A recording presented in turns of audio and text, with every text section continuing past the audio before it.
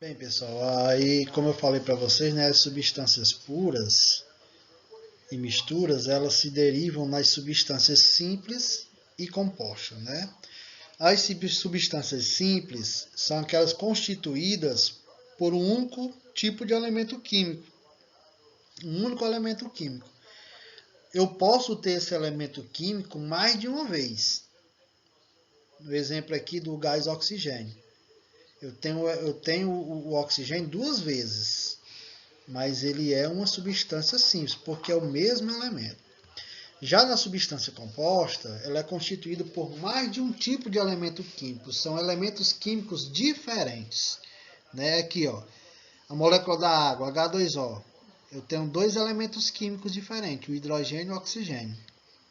Apesar que aqui eu tenho três átomos, dois hidrogênio e um oxigênio. Mas eu só tenho apenas dois elementos diferentes. Então é uma substância composta, certo?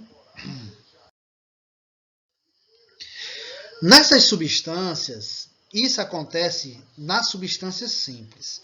Nós temos a chamada alotropia. O que vem ser uma alotropia? Né? A alotropia é quando um elemento químico, o mesmo elemento químico, ele pode dependendo da atomicidade desse elemento, ele pode se transformar em outro elemento. Por exemplo, o gás oxigênio. O gás oxigênio. Se eu colocar dois átomos de oxigênio, é o gás oxigênio. Se eu acrescentar um terceiro oxigênio, ele já é o gás ozônio. Certo? O fósforo.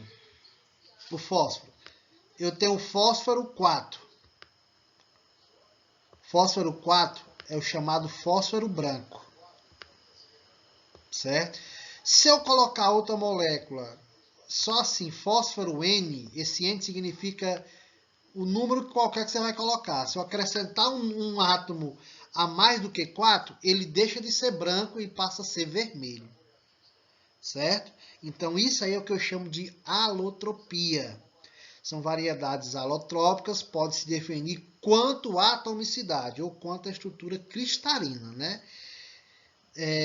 Diferenciando apenas, é o mesmo elemento químico, mas tem um número de átomos diferente, então eu chamo de alotropia. Se ele tiver estrutura cristalina diferente, também é alotropia. Por exemplo, aqui é o carbono. Carbono diamante, ó. E carbono, aquele do lápis. Eu esqueci o nome agora. O que faz o lápis escrever, né? Então, aí também é chamado de alotropia. Certo? E todos esses são substâncias simples.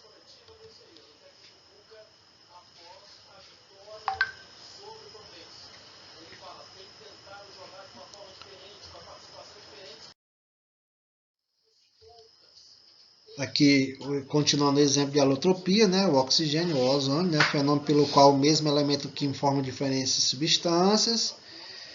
As substâncias que fazem parte do fenômeno são denominadas variedades alotrópicas do elemento, né? Está dando exemplo aí do gás ozônio, gás oxigênio. O gás carbônico aqui, ó. Lembrei, grafite.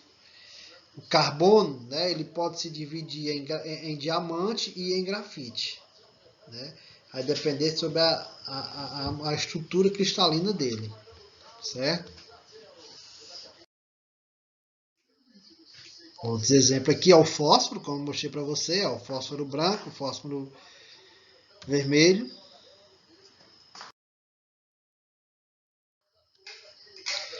E nós temos nas misturas, aquilo ali foi nas substâncias. E nas misturas nós temos as chamadas misturas eutéticas e misturas azeotrópicas. Existem misturas que, com exceção, se comportam como se fossem substâncias puras no processo de fusão. Isto é, a temperatura mantém inalterada no início até o fim da fusão. Essas são chamadas de misturas eutéticas. Já na mistura azeotrópicas, elas formam substâncias puras em relação à ebulição, isto é, a temperatura se mantém inalterada do início ao fim da ebulição. Nas eutéticas, é o ponto de fusão que vai ficar inalterado. E nas eutrópicas é o ponto de ebulição. Não é conhecido nenhuma mistura que seja eutética e azeotrópica ao mesmo tempo. Certo? Aí vamos ver graficamente. Vou botar aqui o diagrama da mudança do estado físico da água pura. Começa o ponto de fusão dele vai aumentando, né? Aumentando, está sólido, aí vai aumentando, aí está sólido, está no ponto de fusão, vai aumentando até começar a derreter, transformar em líquido, né? Aí ele aumenta, vai chegar no ponto de ebulição até se evaporar, transformar em vapor, não é isso?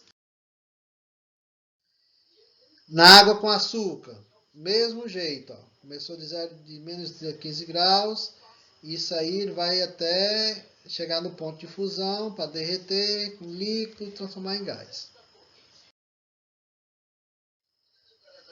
Já no diagrama de mudança de estados, misturas eutéticas, acontece o seguinte, ó. Tá aqui o ponto de fusão. Tá aqui, ó. Tá subindo até chegar no seu ponto de fusão. Esse processo de ponto de fusão aqui, até chegar na solidificação, ele não vai mudar, ele não vai se alterar. Certo? Nas misturas eutéticas, são misturas em que mantém a sua temperatura constante, ela não muda durante a fusão e a solidificação. Essa mistura vai continuar a mesma. Certo? Já nas azeotrópicas,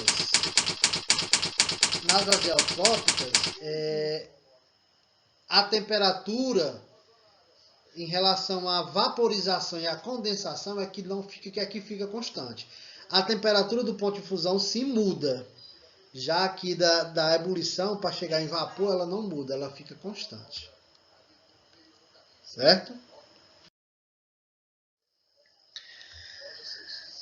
Tem algumas propriedades que ao a gente ver a olho nu, a gente vê que não tem nenhuma mudança, nenhuma mistura. Então, dizemos que ela é uma substância, uma mistura homogênea. Mas o caso do leite, se nós colocarmos ele microscopicamente, a gente vai ver que ele não é uma mistura homogênea, e sim é heterogênea. Ele vai ter alguns aspectos heterogêneos, certo? Até mesmo quando a gente vê, quando ferve-se o leite, você vê aquela gordura se separando do líquido. Então ali está tendo o processo de mistura, né?